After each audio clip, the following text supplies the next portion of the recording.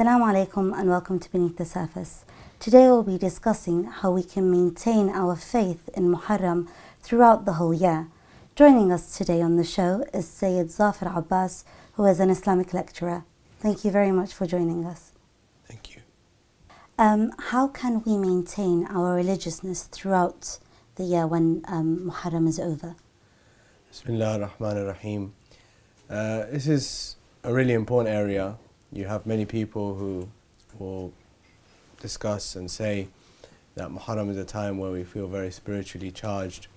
We like to feel connected with Imam Hussain alayhi salatu wasalam, and we struggle to continue that throughout the year. Sometimes the reason why we struggle with that, to continue that, is because of course the intensity that is there in Muharram is not there in the rest of the year. However, there's some really easy ways to maintain that spirituality, to maintain it up until coming to the next Muharram. And the advice that I usually give to people is that I say that don't try to do too much. Of course, in Muharram we're spiritually charged, we try and do as much as we can during that time. But if you can take just one thing from the message of Imam Hussain alayhi salam and try to focus on implementing that throughout the year, then that will maintain that connection that we have with the Imam, and it will maintain our spirituality as well. Sometimes we try and do too much, and then once the time is over, after a couple of weeks we burn out and we aren't able to maintain that. So it's better to try and focus on one or two things and try and do them regularly, maintain them. Maybe, for example, one of the acts which is highly recommended is the Ziyarat of Imam Hussain alayhi salam, which is on the day of Ashura. And if we try to recite that regularly, we will be able to maintain that connection with the Imam alayhi salam even outside the time of Muharram. When it comes to the characteristics of Imam Hussain alayhi salatu salam, how can we learn from him, in the sense not just the message that he gave us on Ashura, but just his character? If we look at Imam Hussain alayhi salam's character from the time that he's very young all the way up to the day of Ashura, we'll find that one thing that is very consistent in his character is that of standing up against oppression, is standing up against injustice. We of course focus on the stand that he takes against Yazid, but even before that, it is not as if Imam Hussain alayhi salam was not doing anything with regards to the oppression that was taking place before Yazid. And there are many examples of this, even when he's very young, or for him to stand against the oppression that was happening to his family is of course less stated but well documented, that amongst the witnesses that Fatima Zahra Salamullahi alayha takes with her in the matter of Fadak are Imam Hussain alayhi salatu salam alongside Amir al-Mu'minin alayhi salam, and of course the fact that they've been brought as witnesses is rejected. But that shows that even Imam Hussain alayhi salam at that stage where he's 7 years old, 8 years old, he is still taking that stand against oppression. And I think the inspirational part of this is that it's never too early to start speaking out and standing against oppression and doing whatever you can against oppression. And that's really throughout the life of Imam Hussain alayhi salam, we can see that as something that stands tall and unique in that regard. But when it comes to Muharram, especially like in the UK, it's mainly like 10 days, maximum 15, let's say, that there'll be many majalis in many centres. You would find more than one scholar giving lectures, reciting the narrations which took place on the day of Ashura, and they would kind of like break them down. But then after that, there isn't much until, the time of Arba'in. Do you think there should be more lectures or activities and stuff that would keep us connected in a way? We see, for example, that in our home countries, for example, in Iraq and Iran and in India, in Pakistan, we would see that the majalis would continue. They wouldn't just stop at Ashura, you know. We would have majalis all the way through Muharram, all the way through Safar, right up to the demise of the Holy Prophet of Islam and Imam Adar salam, right at the end of the month of Safar, and all the way into Rabiul Awwal, you know, just before the celebration for the birthday of the Holy Prophet of Islam, majalis would continue. And really that did have a way of connecting people.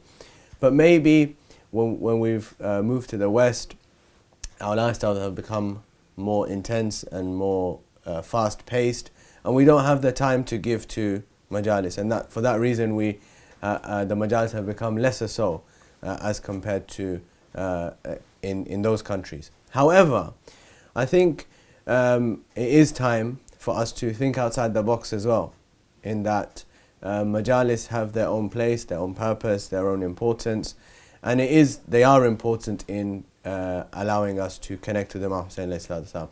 But we shouldn't see the majalis and the lectures and the muhadara as the end. We should see them as a way for us to build into our lives, and we should encourage those who adorn the minbar to focus their lectures in that way, and say that, you know, this isn't just an opportunity for us to retell the story, but really an opportunity for us to build on the year that's coming, and that we should encourage those topics, those areas, those things which encourage us to progress in our lives, both physically and spiritually, and really so that we can realize that, you know, once the majlis has ended on Ashura, this isn't the end. This is really the beginning of me applying those lessons that I've taken from the story of Ashura into the rest of my year, into the rest of my life, into really taking that next step with the message of Imam Hussain alayhi salam. You know, Imam Hussain alayhi salam stood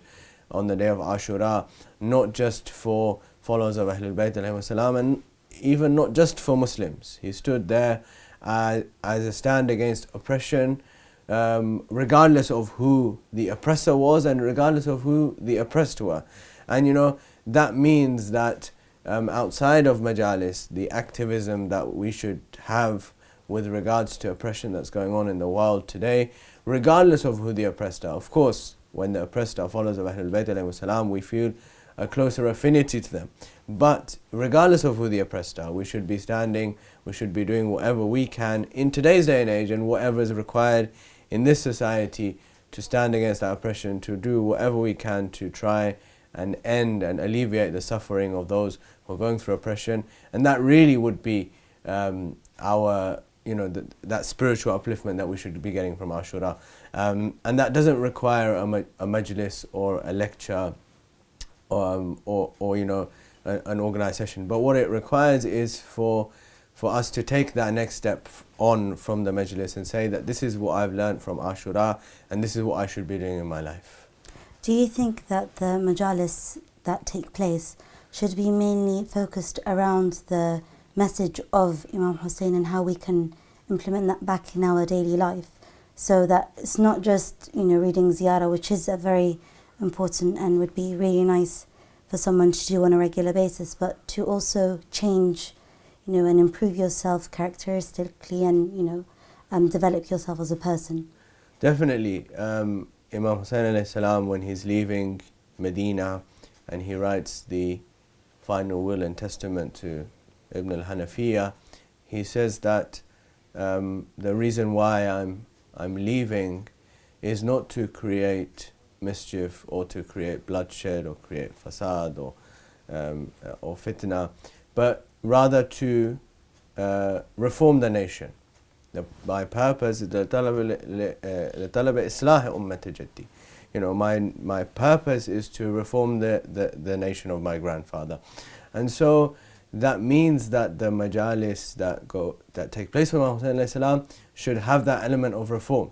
There should be an element in that majlis which takes us towards reform. And that doesn't necessarily have to be focused on the stand of Imam Hussain alayhi salam. Of course that we do recount that. But you know, our whole religion is encapsulated within these 10 days, you know, because the vast majority of people who don't attend throughout the year, maybe will attend in these 10 days, they are the people who are seeking something so that they can change themselves. And so it's an imperative that it doesn't just focus on the tragedy of Muhammad, but it focuses on the message. And that message is, of course, the reform of the nation. And the reform of the nation means that we have to talk about all the aspects of the religion of Islam so that people can become reformed. And that really would be the greatest service to Imam Hussain if we are focusing on that element of reform. Do you think that we need to do more activities, not just majalis in the sense of lectures, like do more workshops, do more awareness? So it's not just the Shia Muslims that come to the majalis, it'll be more sects in Islam, and it'll be even people that are not in the Muslim faith. We see over recent years, especially as we've moved over to the West, that young people have realized that it is important for us to take the message of Hussein, as I said earlier, to the next level and let other people know as well. You know, one of the campaigns which is very well known now, alhamdulillah, throughout the world, is the Who is Hussein campaign. And it is imperative for us to get behind campaigns like these so that, as you said, people from other denominations in religion of Islam and even people who are not Muslims really find out about Imam Hussein alayhi salam. It is something that is imperative for each and every one of us to go out, to speak to our friends, our colleagues, our people who we're studying with, wherever we are in life, to just share the message of Imam Hussein alayhi salam. We don't have to do anything else but to let that person know who Imam Hussein was. And really, if we do that, if we allow ourselves to let people know who Imam Hussein alayhi salam was, then that's really enough. That's all we need to do. We have a hadith from Imam Rida alayhi salam who says that if people knew the beauty of our words, they would have followed us. That means that they don't know. And that means that it's my responsibility as one who knows the beauty of the words to tell other people, to let them know that this is what our Aimma alayhimus salam have said. And really that is all my responsibility is. You know, that was all the responsibility of the prophets who came in the past. They all used to say at the end of their preaching, وَمَا عَلَيْنَا إِلَّا الْبَلَاغُ. Upon us is only to tell you the message. We can't force you to believe, we can't force you to do anything. All we have been assigned to do by Allah subhanahu wa ta'ala is to tell you what He has told us to tell you. Similarly, it's my responsibility as every single person who is a follower of Imam Hussain alayhi salam, who loves Imam Hussain alayhi salam, to just tell people about him. Tell him this is what Imam Hussain was, this is what he stood for, that's all. Then the next step is their own, is that person's own step, whether they want to find out more about Imam Hussain. And maybe if that person then hears about Imam Hussain alayhi salam from another source, from somebody else, then they will think back to the time when that person told them about Imam Hussain, and they thought, well, this is really interesting. I want to know about Imam Hussain. I want to know why he took this stand. Why did he do the things that he did? Why was his end so tragic? Why did he accept all of this? You know, all the questions will be asked from that person because they will be curious about why Imam Hussain alayhi salam did what he did. And that's really one of the reasons why Imam Hussain does what he does, because he wants people to ask why. The purpose of his message is that everyone is asleep, everyone is deep in their own lives, they're not concerned about what is going to happen to them, what's happening to them, what will happen to them, what will happen to them in the future. He has to do something that will really wake people up and force them to ask why. So if people know about Imam Hussain alayhi salam, they will then ask the questions. And once they ask the questions, then we've got a window of opportunity to educate them into what Imam Hussain alayhi salam is really all about. Inshallah, a lot of people will be able to do that. But sometimes when we look at the Ummah, because of their infallibility, we tend to feel that there's a big gap between us and them because, you know, we tend to do wrong and we're not as pure as they are, and we don't have that greater connection that they did with Allah subhanahu wa ta'ala. We tend to feel slightly weaker. So how can we learn from his companions that helped him? Because they're not infallible. However, 72 people were able to stand by him, with the message. So if we look at the companions of Imam Hussein alayhi salam, we learn, it's an immense story just by looking at his companions, each and every one of them. And the unique lessons that we learn from each one of them. For example, if we look at the story of Hur and the forgiveness that Imam Hussein alayhi salam offers him, we learn that even a person who has been condemned to a few hours before, it is possible for him to save himself, and that there is no reason why any one of us should ever lose hope in the mercy of Allah subhanahu wa ta'ala when someone like Hur can be saved. Or if we look at, for example, the story of Habib, and we see the loyalty, the devotion, the friendship that he has with Imam Hussein alayhi salam and Imam Hussein has with him, we learn the value of friendship. We learn the value of having a good friend, because we realize in this story that it is only those people who are really your friends which will come to support you when you're in a time of need. And that is really a test of friendship. Am I a good friend to this person, to a person who I think I'm a friend to? Or is that person a good friend to me, that when he's in need, do I go to his assistance? Or when I'm in need, does he come to my assistance?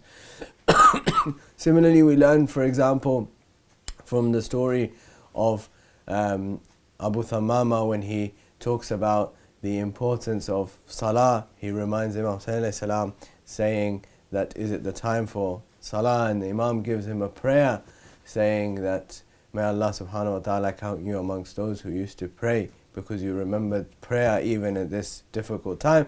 Giving us a lesson of, if Imam Hussein alayhi salam in the midst of battle can stop the battle and pray on time, then what excuse do I have not to pray on time? And all these similar kinds of lessons, I've given a couple of examples. I could go through every single companion and give an example from each one of them. But what it shows us is that, when the Imam says that I have companions which neither my grandfather, nor my father, nor my brother, nor my mother, nor anybody had, he's really not exaggerating. He's telling us that really I've picked out the best people who could ever be to be with me, whoever was alive at that particular moment in time. The best of those were with me in Karbala. And that's why after, when we recite the ziyarat of Imam Hussein alayhi salam, and we recite the ziyarat of Ali ibn al-Hussein, we recite the ziyarat of all the shuhada, and we say, may my mother and father be sacrificed on you, that you gave your lives for Hussein alayhi salatu wasalam, and made the earth of Karbala pure by being buried in it.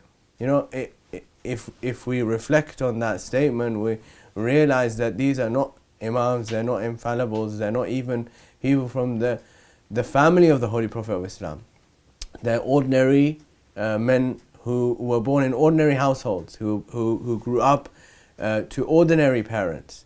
But yet, just through their character, their loyalty, their devotion, their intense love for Imam Hussein alayhi salam, they've become people for whom every single lover of Imam Hussein alayhi salam says, may my mother and father be sacrificed for you. You are so amazing that every Thursday night we're sending salam upon you. We're saying every time we go to Karbala, our ziyarah is incomplete if we don't say salam to the shuhada of Karbala. So it's showing us that yes, Imam Hussein alayhi salam is the Imam, and yes, he is the Ma'soom, and yes, maybe sometimes we feel because of our own actions that we've brought ourselves so low that we can't build a connection with him because he's so high up. But the shuhada of Karbala, they're ready to serve as an inspiration for us and say that no, it isn't. There isn't this massive distance between us. That the shuhada of Karbala were ordinary people just like you and me, and the way that we can build that connection is to improve and to build on our own character, to focus on that self-development, because that's all they did. The only thing that is different between me and any person who was martyred at Karbala was that they worked on their self-development. They worked on their own self to a point where Imam Hussein alayhi salam could tell them to do anything and they would do it. And so I just have to keep asking myself that question, that if the 12th Imam was to reappear today and he asked me to do anything, would I say yes? You mentioned Imam Hussein alayhi salam and him standing up against oppression. Today around the world there are many countries that are going through oppression.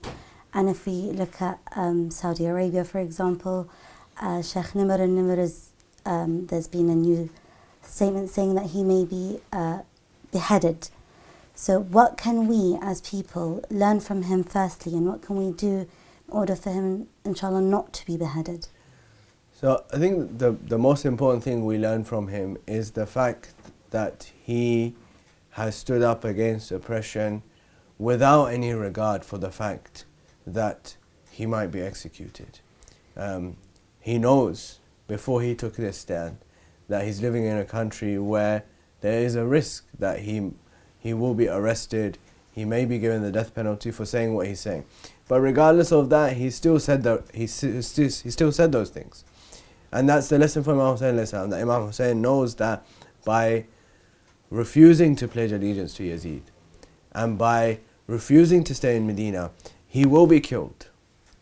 He knows that by saying the things that he's saying, by doing the things that he's doing, he will be killed. But he's still doing them. And Sheikh Nimr is showing us that in exactly the same way, that by doing these things that I'm doing, I am risking my life. I am risking what I'm doing. But I'm still doing it because I believe this is the right thing. I'm doing it, he's telling us again, in addition to that it isn't just about him. He's saying that it's about the rights of the people who are living in this country.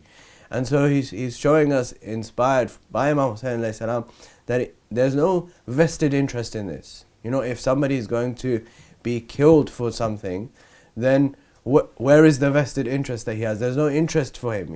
If there was any interest for him, that interest was to remain silent. Just as the interest for Imam Hussein alayhi salam would have been to remain silent and pledge allegiance to Yazid and accept and acknowledge what he was doing. But in exactly the same way, he's showing us that no, it isn't to remain silent. The key is to stand, especially when other people's rights are being trampled upon, especially where people are being held without charge, where people are being held for reasons which are clearly not legal, which are clearly just purely political. The reason why a person is being arrested is because they have a different viewpoint to the government. The Holy Prophet of Islam didn't kill people for having a different viewpoint to him. The Imams alayhi salam didn't kill people for having different viewpoints. So what makes a country so audacious for them to think that they can kill people for having a different viewpoint to the government, and that they can get away with it, that they can think that this is fine and there will be no reaction over it. And the second thing is, of course, that what we can do is, when we hold these vigils and protests and demonstrations, sometimes people ask the question, what does this achieve? It doesn't really do anything. Why should I attend? Why should I attend this? But I was really inspired. I remember a few years ago when Shia killing was at its very peak in Pakistan, and we held vigils around the world, and we received messages from the people in Pakistan saying that the fact that you held a vigil in London or New York or somewhere else in the world gave us hope that there are people with us. It gave us hope that we're not all alone. And that while somebody in the UK might feel that it's not making any difference, the fact that I have the freedom to say what I want to say is something that many countries around the world people do not have. And that means that I have a responsibility to use that to raise my voice against those who are being oppressed. And using the proper channels, writing to our representatives, writing to the Prime Minister, making the point. I remember about 7 or 8 years ago, group of brothers from our community went for Umrah, and for some reason or another they were arrested and put into prison. And through the fact that people wrote to their representatives, made it into the news, they were forced to release them. But when they came back and we spoke to them, and they said that really these things do make a difference. It isn't as if it doesn't make any difference at all. So we have to use these things, and the main point that we have to make is that our country has a good relation with Saudi Arabia. It has good relations with all these countries where oppression is going on. And so we have to make sure that we force our representatives, we insist that our representatives use these good relations to make sure that that oppression stops. You know, what use is having good relations? What use is having a friendship if we can't ask our friends to do what we want them to do? Well, what we think is the right thing. What is the right thing? That people should not be penalized for having different opinions. People should not be penalized for peacefully protesting. You know, Sheikh Nimr al-Nimr has insisted on peaceful protest throughout his whole time when he's been protesting against various policies of the government.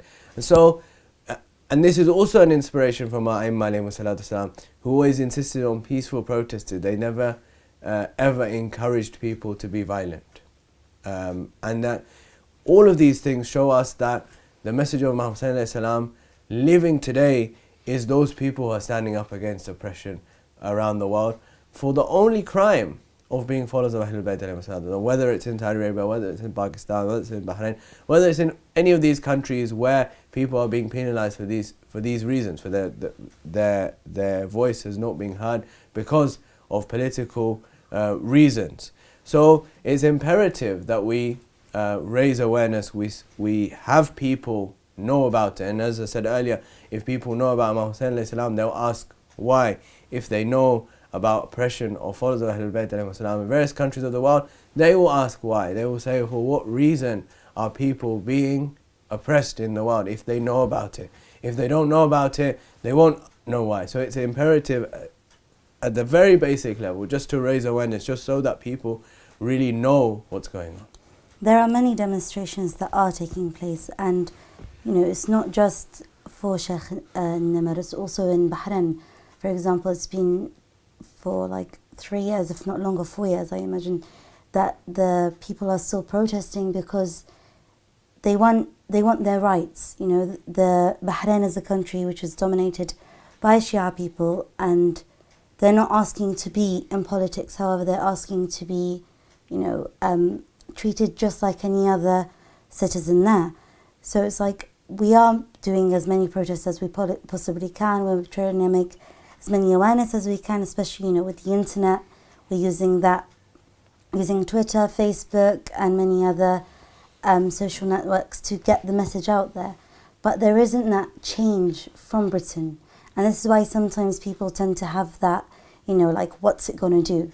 You know, so why do you think Britain isn't helping as it should be? There has been a change. The fact that awareness has been raised means that more people now know about what's going on in Bahrain. I think 4 years ago, if I had spoken to someone who was not a Muslim, who was not following Ahlul Bayt alayhi wasallam about Bahrain, they would have said Bahrain is fine, there's nothing, what's the problem? Whereas now people are aware that human rights abuses are going on, people aren't being given their rights. So it has made a difference. You know, as you said, social media and the media generally has made that difference. People are now aware about it. Of course, the challenge is to take it to the next level, but we shouldn't feel that it hasn't made any difference. Also, of course, there are varying other reasons why governments don't want to get involved. They have their own vested interests at stake for why they don't want to get involved.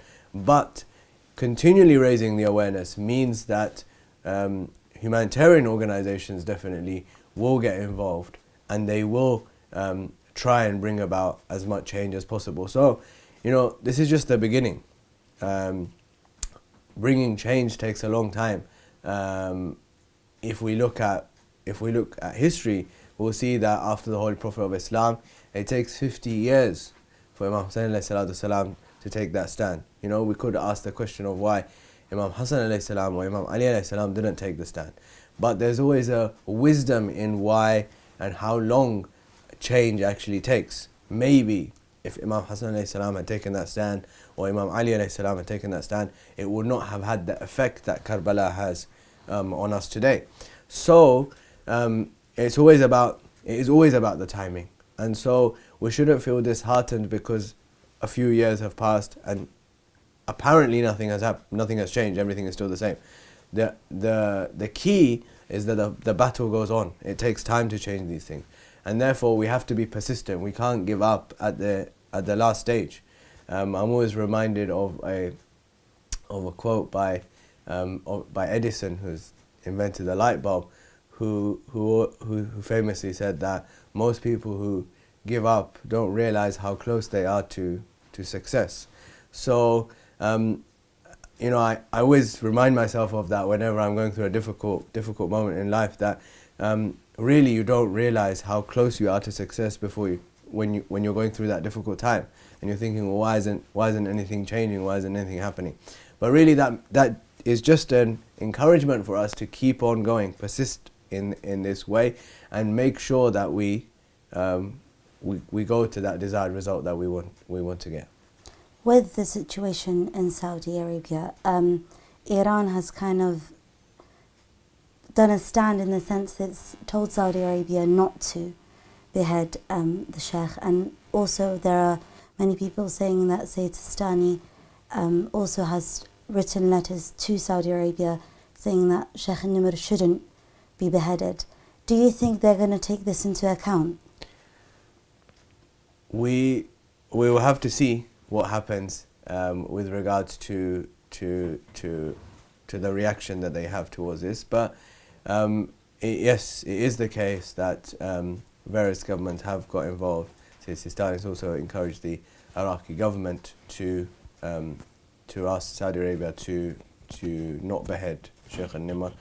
But again, as I said, this is all part of making people aware. The more that we, the more protests that we have, the more awareness that we raise, the more countries that get involved, the more likely it is for people to realize the severity of the situation. And if people know about what's going on, they realize it, then countries automatically feel that they shouldn't do something that will ruin their image. Countries which routinely execute people, countries which are oppressive, thrive on the fact that people don't know about what's going on, and that, you know, their biggest enemy is media and social media, which is why they block them. So that in itself gives us the clue into the more awareness that we raise, the more countries that talk about it, the more things that are mentioned, the less likely it will become for them to carry out something that will affect their image. As we live in the West, how can we learn from the events that took place on Ashura? And another thing that's really would be really interesting to know is, how did the message continue till today? The continuation of the message of Karbala is in itself nothing short of a miracle. You know, if historically devoid of all religious significance we are to look at the event of Karbala, and we are to see that there's a small group of people who stand against the government of the day, which is very powerful, and they are taken into what is a desert with no inhabitants, or very few inhabitants, and they're all massacred there. Apart from one man and a few women, there's nobody left. Realistically, from a historical point of view, nobody should have even recalled or remembered that something like this happened, let alone for it to have been commemorated with such vigor and such enthusiasm and such emotion for 1400 years. So clearly this is this, in my opinion, is nothing short of a miracle that it's even survived, let alone that it is still continuing, and it's still being commemorated. But the credit to that, of course, has to go to the ladies of Karbala, particularly to Sayyidah Zainab Salamullah alayha, and to Imam Sajjad alayhi salam, who made sure that Yazid was unable to hide what had happened. And that is the inspiration for us today, that Sayyidah Zainab Salamullah alayha, Imam Sajjad alayhi salam stood in the court of Yazid and preached the message of Imam Hussain alayhi salam. They told people about what had happened. And really, if it had been someone cynical like me, would have asked, well, what difference will this make? What difference will it make if a woman and an ailing man stand in a court of the most powerful man in that region and tell people about what he's done? How will this make a difference? But we saw that it did make a difference. And not only did it make a difference, but now it has allowed the message of Karbala to not only survive but thrive and become really the defining feature of the school of Ahlul Bayt alayhi salam. When you were defined by the fact that we commemorate the day of Ashura. So Imam Sajjad alayhi salam and Sayyidah Zainab Salamullah alayha are really the architects behind the survival of the message of Karbala. And every single Imam after that, we find that there's no Imam all the way up to our 12th holy Imam who doesn't make reference to Karbala. Every moment some companion comes to see Imam and he'll be dressed in black or he'll be crying, and they'll ask him, what is it? And the Imam will say, don't you know what day it is today? It's the day of Ashura. This is the day where our grandfather Hussain was killed. And then he will tell them the story. So every single Imam does this to show us that this is how important it is. This was preserved by Sayyidah Zainab Salamullah alayha, and now every single Imam is saying, I've made this the cornerstone, the most important thing in my life, that I'm going to commemorate this martyrdom, even though later Imams go through very difficult circumstances. Imam al-Kadhim alayhi salam spends the vast majority of his life in prison. Imam Rida has to go into the court and pretend that he's put into a position which is so difficult for him. Yet, even these Imams who go through these difficult times, they don't talk about their difficulties. They talk about Karbala, to show us that this is really the defining feature, the defining moment in the school of Ahlul Bayt alayhi salam, that even those Imams going through vast amounts of difficulty are saying our difficulty is nothing compared to the difficulty that our grandfather Hussain alayhi salam had to go through in Karbala. And that really has ensured the survival of that message. And that after that, our ulama who preserved this message commemorated it and preserved it and made it important with the same vigor that the Imam alayhi salam, they placed the same importance to it as the Imams alayhi salam had placed. And they said that everything, we owe our whole existence, our whole religion, everything that we believe in, we owe it to Imam Hussain alayhi salam. Thank you very much, Sayyidina, and thank you very much for watching Beneath the Surface. See you next time.